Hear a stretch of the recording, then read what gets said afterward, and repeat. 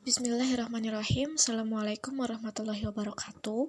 Di sini saya akan menjelaskan materi sejarah kebudayaan Islam mengenai strategi dan substansi dakwah Khulafaur Rasyidin.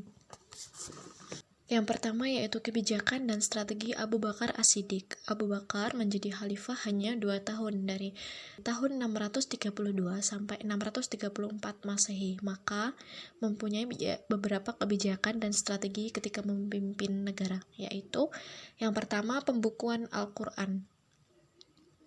Perang Riddah menimbulkan banyak korban, termasuk sebagian para penghafal Al-Quran. Kenyataan ini sangat merugikan sekaligus mengkhawatirkan jika semakin banyak penghafal Al-Quran gugur. Akibatnya Al-Quran bisa hilang. Menyadari hal ini, Umar bin Khattab mencatat semua hafalan Al-Quran pada para sahabat yang masih hidup. Dengan demikian, Al-Quran dapat diwariskan kepada generasi mendatang. Abu Bakar ragu apakah harus menerima usulan Umar bin Khattab ataukah menolaknya. Ia ragu sebab Nabi Muhammad belum pernah melakukannya, namun Umar berhasil meyakinkan Abu Bakar bahwa pengumpulan Al-Quran akan sangat bermanfaat bagi keutuhan Al-Quran sendiri. Akhirnya Abu Bakar menugaskan Zaid bin Sabit untuk memimpin pengumpulan Al-Quran. Zaid ditunjuk karena ia pemuda yang cerdas dan berpengalaman mencatat ayat-ayat Al-Quran. Zaid bin Sabit dapat melaksanakan tugas tersebut dengan baik. Kemudian yang kedua yaitu perluasan wilayah baru atau disebut juga sebagai futuhat. Keberhasilan dalam Perang Riddah, ancaman dari dalam Jazirah Arab dapat dikatakan teratasi, namun ancaman dari luar sedang bergerak. Kekuasaan yang dijalankan pada masa Khalifah Abu Bakar sebagaimana pada masa Rasulullah bersifat sentral. Kekuasaan legislatif, eksekutif, dan yudikatif terpusat di tangan khalifah. Selain menjalankan roda pemerintahan, khalifah juga melaksanakan hukum. Meskipun demikian, seperti juga Nabi Muhammad, Abu Bakar selalu mengajak sahabat-sahabat besarnya bermusyawarah. Yang kedua yaitu kebijakan dan strategi Umar bin Khattab. Yang pertama yaitu pengembangan wilayah Islam. Yang kedua, mengeluarkan undang-undang. Yang ketiga, yaitu membagi wilayah pemerintahan. Dan yang keempat, yaitu membentuk beberapa dewan.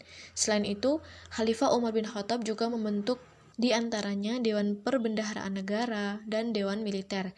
Ia juga membentuk utusan kehakiman, di mana hakim yang terkenal pada waktu itu adalah Ali bin Abi Thalib.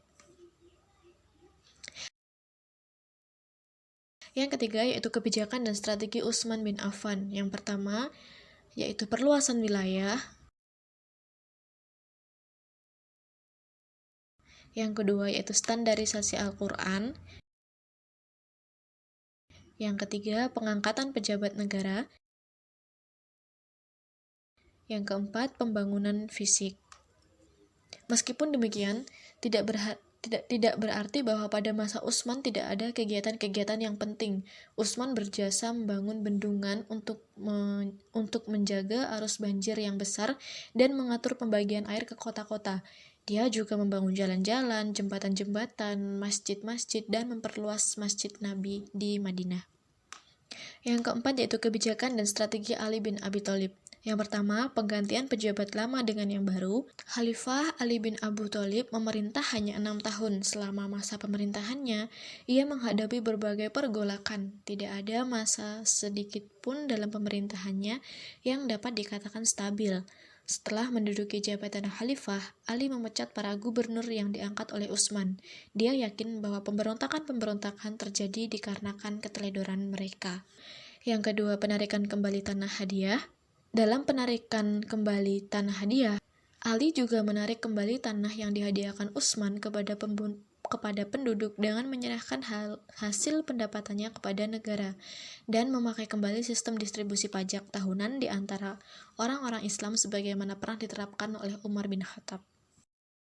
Dan yang terakhir menghadapi para pemberontak. Ali bin Abi Thalib menghadapi pemberontakan Tolhah, Zubair, dan Aisyah.